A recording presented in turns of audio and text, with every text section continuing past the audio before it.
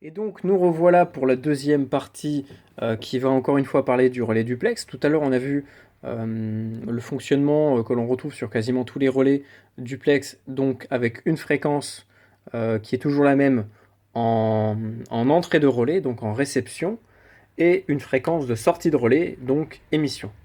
Et donc là on est toujours avec la fréquence de sortie de relais 446 et la fréquence d'entrée 434,0. Donc 446,0, 434,0. Et donc, ce qu'il faut savoir avec un duplexeur, c'est qu'on peut l'utiliser dans les deux sens. C'est-à-dire que habituellement, la fréquence la plus basse, c'est celle de réception, et la fréquence la plus haute, c'est celle d'émission. Mais on peut également faire l'inverse, c'est-à-dire qu'on peut faire par exemple émission-réception sur la fréquence haute, donc 446, et émission-réception sur la fréquence basse, 434. Donc la question, ça va être quel est l'intérêt de l'utiliser de cette manière-là plutôt que de la manière habituelle avec une seule fréquence de réception et une seule fréquence d'émission. Eh bien, ça peut vous permettre par exemple de veiller via le relais. Donc l'idée, le principe du relais, c'est d'augmenter la portée d'une couverture radio. Et donc imaginons ce relais-là avec cette antenne qui est juste là. Donc cette antenne-là, en haut d'une montagne, par exemple. Imaginons cette antenne-là et ce relais-là en haut d'une montagne qui va veiller, par exemple, d'un côté 446,0 et de l'autre 434,0. Et bien, le deuxième usage qu'on peut faire de ce relais-là, ça va être de veiller via et de retransmettre via le relais un signal qui va être reçu sur une fréquence sur une deuxième. Encore, on reste sur la même logique, encore une fois, c'est toujours le même principe. Si ça reçoit d'un côté, ça transmet de l'autre. Et donc on peut imaginer, par exemple, de régler ce relais-là sur une fréquence, je ne sais pas moi, une fréquence d'appel ou une fréquence quelconque, où ça peut être le canal 333 par exemple, et de l'autre côté une fréquence X ou Y, on s'en fout, et via la fréquence X ou Y, la fréquence X on va l'appeler, eh ben, le relais va retransmettre, comment dire, si le relais, on va prendre cet exemple-là, de ce côté-là, on va avoir le canal 333 de veiller sur la première radio du relais.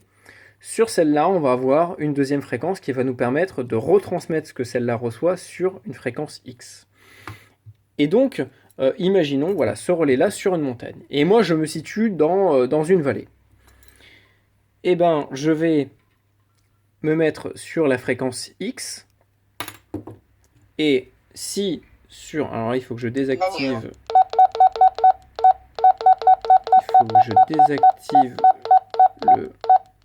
le shift pour l'exemple.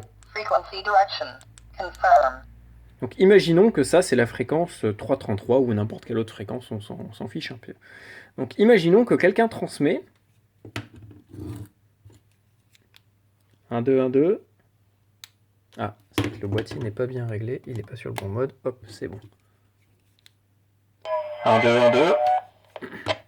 Et ben, ça va me permettre d'entendre la communication via le relais. Donc, par exemple, si moi je ne suis pas à portée d'antenne de la personne qui communique sur le 333, que je suis dans la fin fond d'une vallée, et ben via le relais, lui va recevoir le signal et va me le retransmettre sur une autre fréquence. Et donc ça va me permettre, via une fréquence X, qui ici pour l'exemple est 434,0, et ben de recevoir une communication sur une autre fréquence via le relais.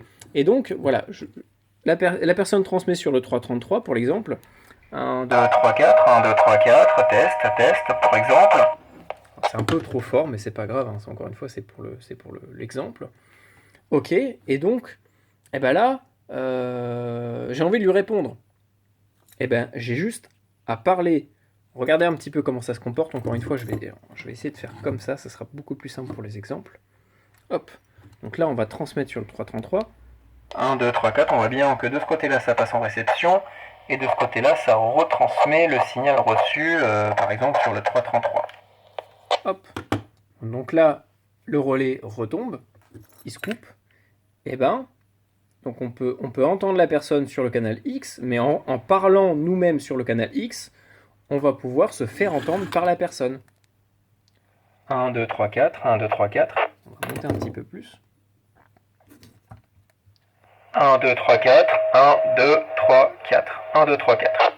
Et vous voyez que là, la personne qui communique sur le 333 ne nous entendra sûrement pas en direct, mais grâce au relais, en fait, eh ben, ça va nous permettre de faire la liaison entre les deux radios.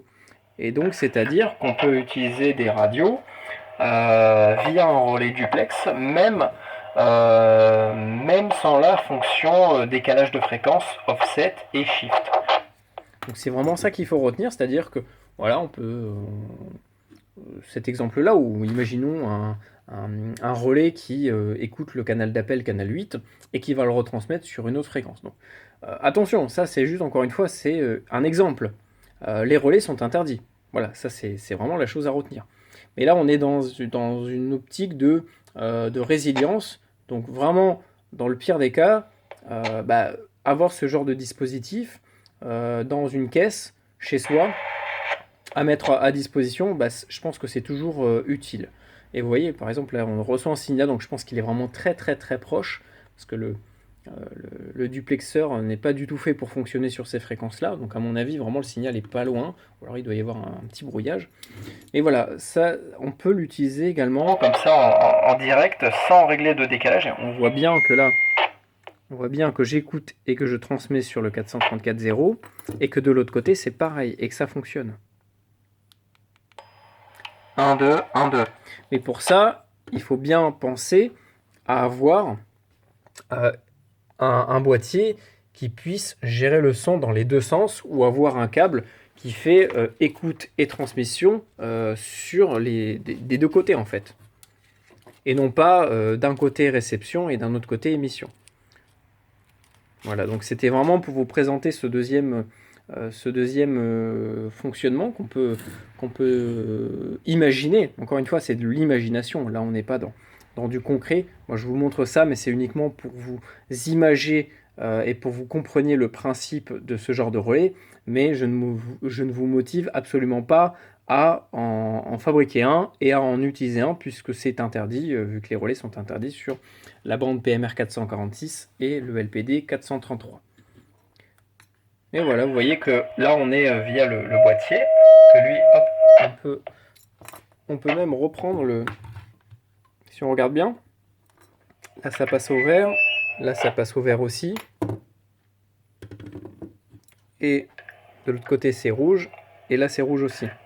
On voit bien que le boîtier fait correctement son travail. Hop, dès que je relâche, ça arrête. Dès que je retransmets, ça reprend. Et dans l'autre sens, c'est exactement pareil. Dans l'autre sens, on voit que le vert est à droite et le rouge est à gauche. Et au niveau des radios, c'est exactement pareil et que tout est en simultané. Donc c'est le gros avantage de ce type de relais, c'est que c'est vraiment du direct, quoi. Il n'y a pas d'enregistrement, de répétition, et on gagne beaucoup de temps et c'est beaucoup plus fluide au niveau des communications. Voilà, j'espère que ça vous sera utile au niveau de comment vous imaginez, encore une fois c'est de l'imagination, de comment vous imaginez votre réseau de communication résilient. C'est à vous de trouver ce qui est le plus adapté à vos besoins. Donc le gros avantage de ce type de relais, c'est qu'on est sur la même bande et donc ça évite, ça ne nécessite pas d'avoir des radios qui soient bibandes ou qui fassent encore plus de bandes. Mais voilà. J'espère que ça vous sera utile. N'hésitez pas encore une fois à poser vos questions dans les commentaires si vous avez d'autres questions, si vous avez des suggestions par rapport à des sujets à aborder. Et je vous dis à une prochaine. Salut!